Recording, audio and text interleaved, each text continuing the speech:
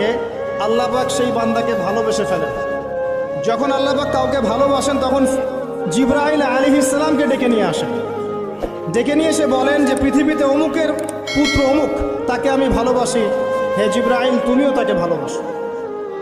এরপর জিবরাইল আলাইহিস সালাম তাকে ভালোবাসতে থাকেন এবং অন্যান্য মালায়েকাদেরকে ডেকে জিবরাইল আলাইহিস সালাম বলেন আল্লাহ অমুককে ভালোবাসেন, আমিও তাকে ভালোবাসি, তোমরা সবাই তাকে ভালোবাসো। এরপর সমস্ত ফেরেশতারা তাকে ভালোবাসতে শুরু করে।